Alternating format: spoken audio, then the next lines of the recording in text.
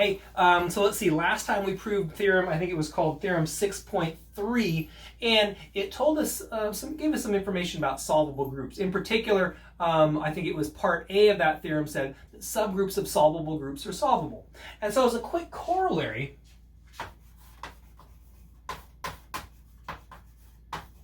so corollary 6.5, if n is greater than or equal to 5, then S sub n is not solvable. I stated this as an example last time, or a couple lectures ago, and now let's actually put this down for real, right? So I kind of sketched out the proof. Now let's actually write down the proof. So for n greater than or equal to 5, we know that a sub n is simple, which means that it's not solvable. And so it's not solvable, right? Because the only proper normal subgroup is the identity. Oh, I should say simple and non-abelian, right? So simple and non-abelian. So it follows, let's say this a little better, follows that a sub n is not solvable, right, when n is greater than or equal to 5. And the reason, because this is all we got. And when you take this quotient right here, it's non-abelian. Now, by our previous theorem, subgroups of solvable groups have to be solvable. So if if S sub n was solvable, that would tell us then that A sub n has to be solvable. Right? So since A sub n is a subgroup of S sub n, we see that S sub n is not solvable.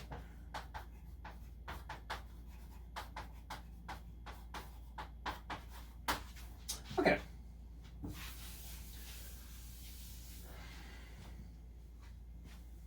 This will be important soon, right? And I mean, as you obviously could guess, there's something important about this number 5 right there.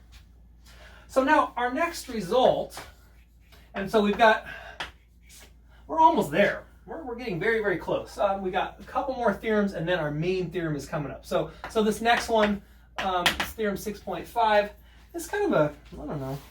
Well, let's just see. So here we go. So let's let L over K be Galois. I need an element, I'm going to call it theta in capital L, and M equal to L adjoin beta, where beta is a root of the polynomial x to the n minus theta.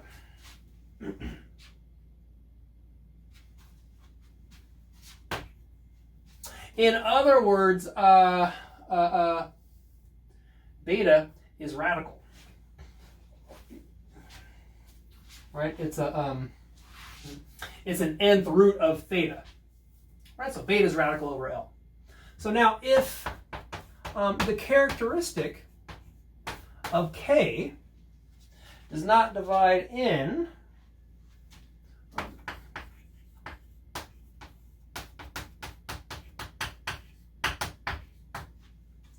then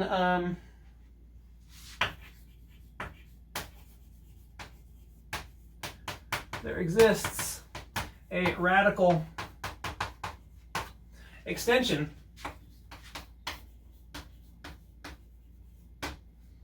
I'm going to call it N over M such that N over K is Galois. So I mean, I don't know, this is kind of I don't know, sort of bizarre. Not bizarre, but it seems like it's throwing a bunch of disconnected things together and here's a big result. Well, or here's a result. Here's the picture that maybe will kind of help put things together. Before we start the proof, here's what we have, right? So we start off with K sitting in L, right? And we know this is Galois.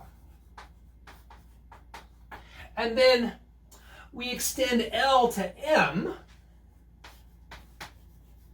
by adjoining a radical element, right? So M, so this is L adjoin beta. Right, and then, so we know that this is a radical extension.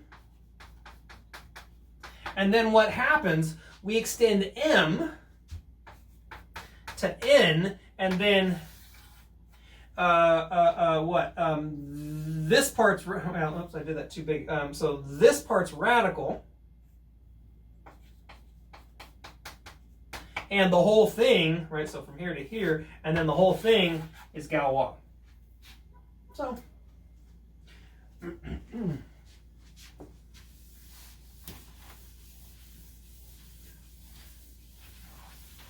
I guess maybe my point is, I'm sort of struggling to provide any motivation for where any of this stuff came from.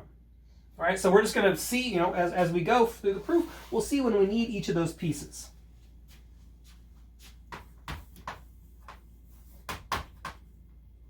So for the proof, let's consider the polynomial x to the n minus 1 viewed as a polynomial in k bracket x. Now,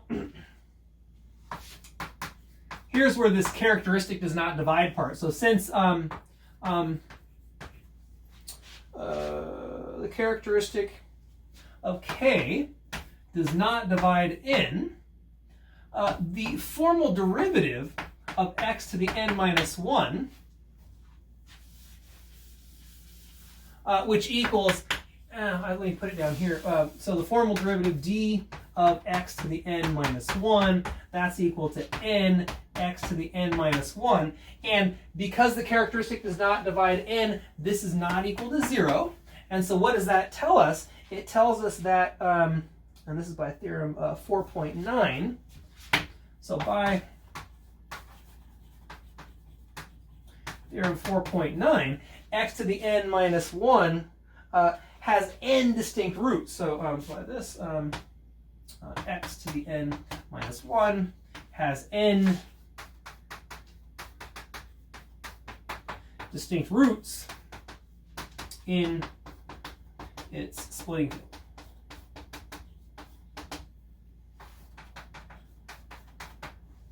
Right, remember that theorem 4.9 tells us that you can use the formal derivative to detect separability.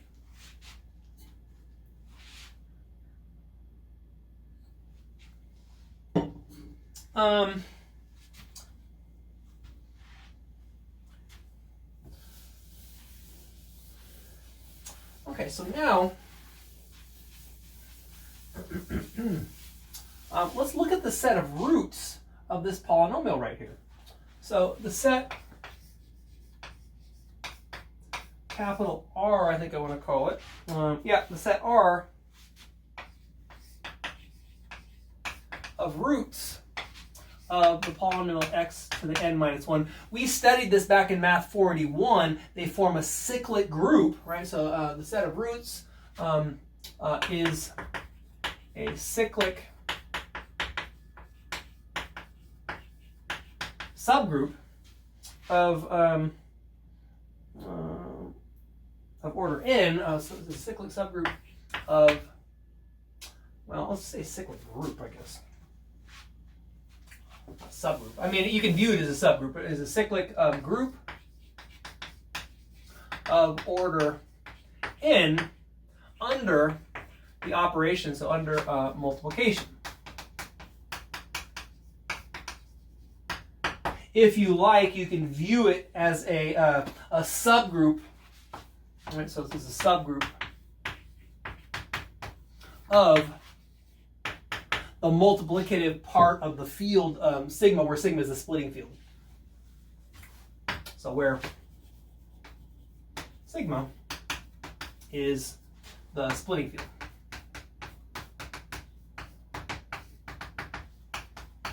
Remember, sigma star, that's just the non-zero elements of sigma, right? They form a group under multiplication. Now, a generator, we talked about this before back in Math 481. So a generator, and I'm going to call it epsilon of R. It has a name. This is just sort of incidental. So this is called a primitive nth root of unity. Okay, so now let's look at x to the n. So we're looking at x to the n minus 1, and this thought process right here helps us understand the roots of x to the n minus theta. So now x to the n minus theta is equal to, beta was what we called it, right? Yeah, so it's going to be x minus beta, x minus epsilon beta, dot, dot, dot, x minus epsilon to the n minus 1 beta. And so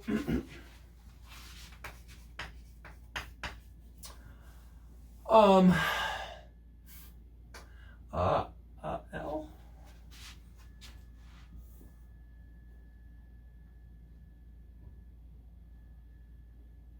Yeah, M.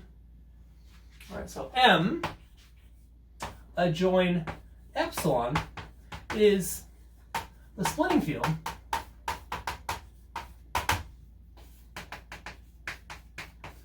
for x to the n minus theta over L. Right, this polynomial theta lives in L, right?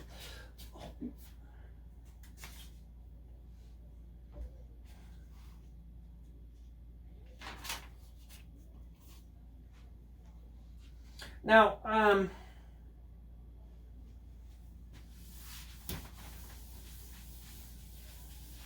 we know this polynomial is separable, so since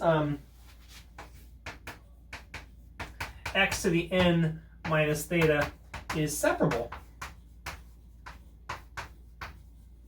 over L, M adjoin epsilon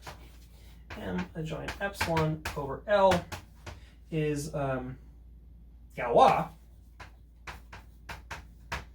right, it's a splitting field, it's finite, and it's separable. Also, another thing to observe, so also note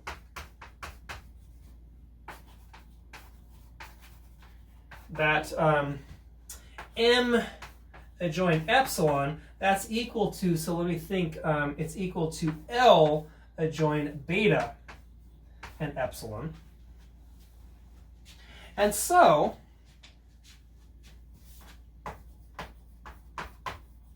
M adjoin epsilon over L is radical. All right, we adjoin two radical elements.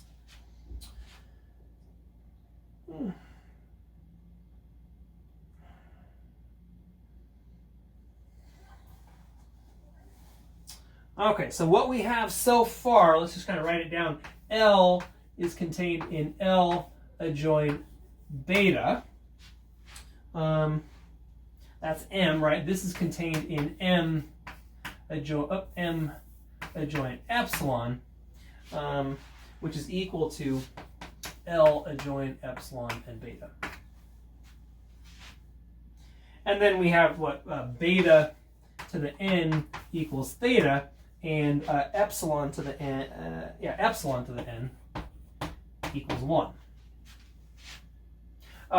And this is that's in L, and then epsilon to the n equals 1. Think of that living in M. All right, So now I'm going to define a polynomial f. It's going to be the product of x to the n minus sigma of theta. And we're going to run through all the elements of the Galois group. So sigma runs through the Galois group of L over K.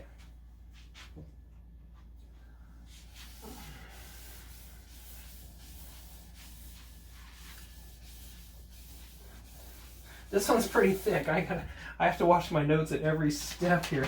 Well, we're not too far off. So here we go. Now,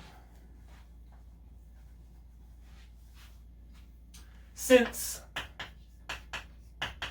theta lives in L, so does sigma of theta.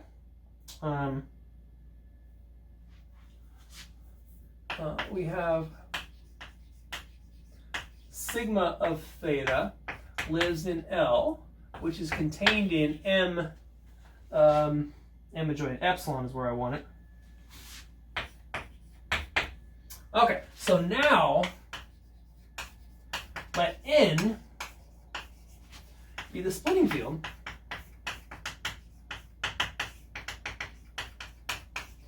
for this polynomial f. This is f over M adjoint epsilon. All right, so we're thinking of, right, each of these sigma of thetas. It lives in L, but we're going to view it as sitting inside M adjoint epsilon. So this polynomial lives in M adjoint epsilon, and then N is the splitting field for that polynomial over M adjoint epsilon. So now here's what we have. So now we have, so K lives in L, which lives in L adjoint beta, which is equal to M, which is contained in M adjoint epsilon, which is contained in N. All right, and this N is going to be the one that does the job for us. Okay, so if beta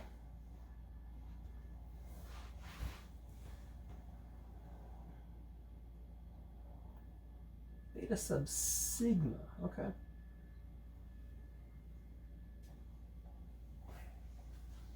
If beta sub sigma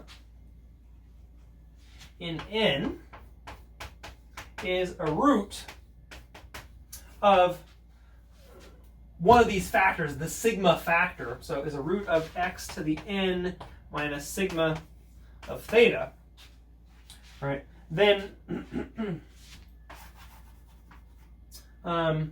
x to the n minus sigma of theta splits as follows.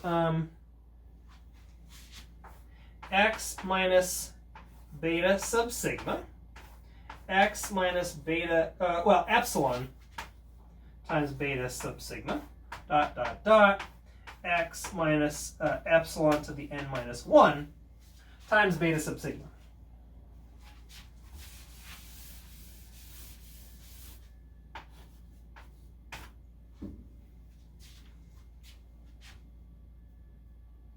And so,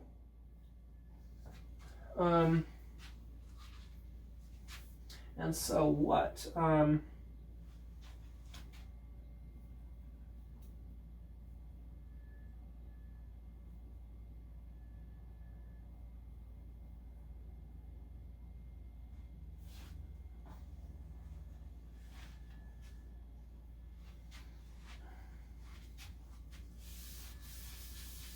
Oh, right. Okay, say, and so,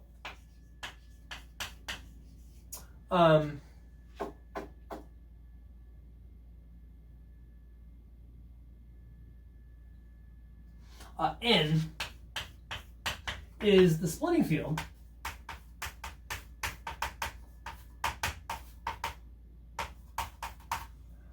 for F over L.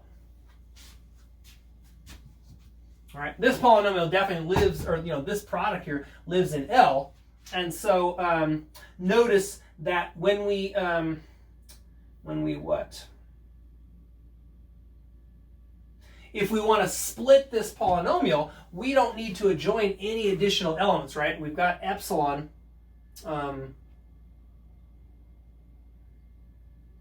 Wait, what am I saying? Oh, right. Epsilon lives in N, and beta sub sigma lives in N, and so N is the splitting field for the polynomial, or L as well. Okay, so now, yep, so also note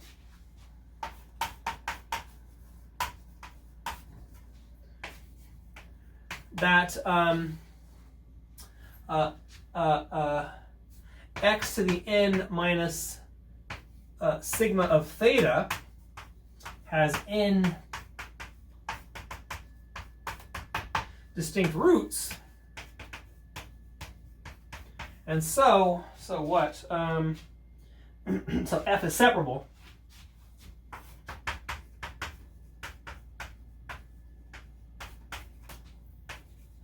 over m adjoin epsilon. And now I'm going to draw a little diagram.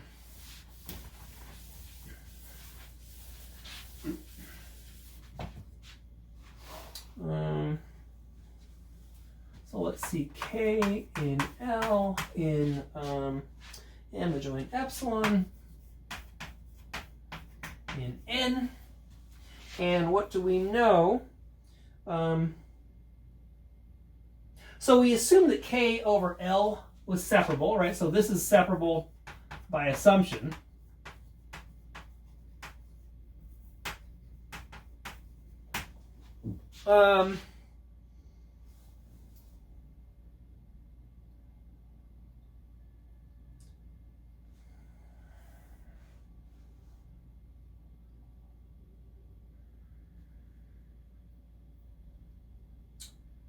Right, okay, so then one at a time. Yeah, I got to get this in the right order. Okay, so now this is separable by 4.4, and then this one is separable by 4.4. And what that means, or what that says, is adjoining separable elements leads to a separable extension. Okay? And so now 4.7 by 4.7, so both of these are separable. That means that this one is separable. So that's 4.7. And so now this one is separable, this one is separable, and so once again by 4.7, this one is separable. So applications, let's say it like this, so applications of 4.4 and 4.7, as described in this diagram right here, imply that n over k is separable.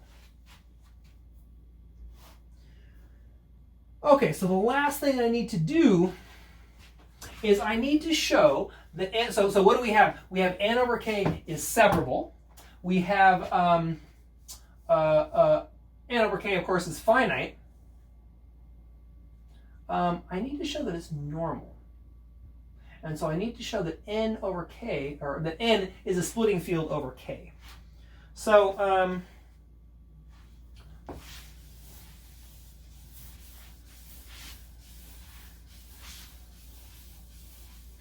so here we go. So given tau in gamma of L over k, if I look at tau of f, right, so I'm going to apply tau to the coefficients, it's equal to the product sigma in gamma L over k of x to the n minus tau sigma of theta. But if you do that and you run through all sigma, you're going to pick up all the elements of gamma, and so this is exactly equal to F. So since L over K is Galois, the fixed field of gamma of L over K, right? We know that little phi and little gamma are inverses, so this is equal to K.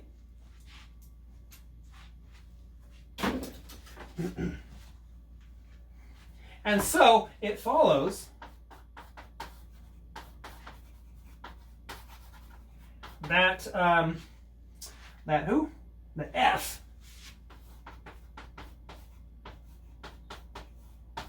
is in K bracket X. So that's kind of surprising. But if you multiplied it all out, not in factored form, but if you multiplied it all out, right, it would have to live in K bracket X. Now,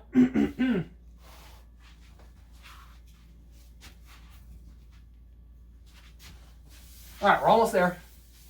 So since L over K is finite and normal, L is the splitting field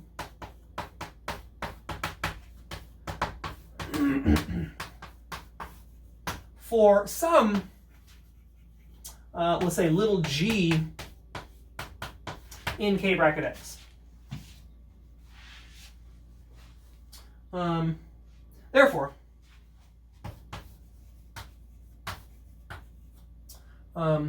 N is the splitting field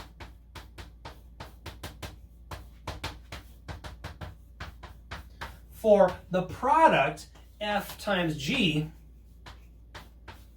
over K. And so what does that tell us?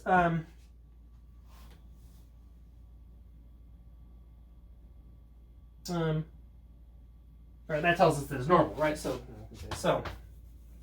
N over K is normal. Okay, so therefore,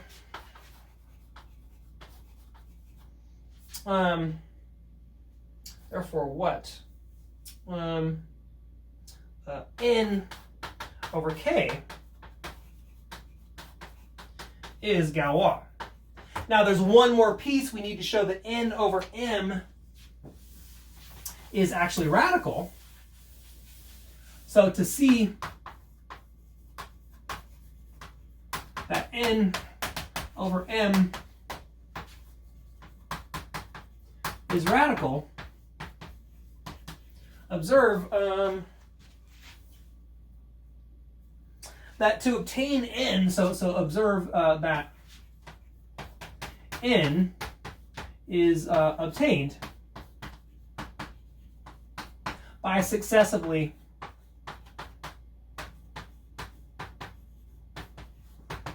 adjoining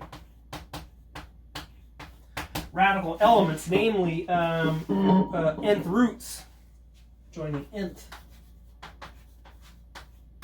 roots of sigma of theta.